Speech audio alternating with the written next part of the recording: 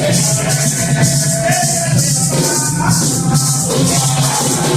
con el ritmo que nos representa la cultura guatemalteca, los carícolas de Izabal. Ahí tenemos al vicecónsul Ángel, que esta noche nos vino a saludar desde Chela, tirando ritmo.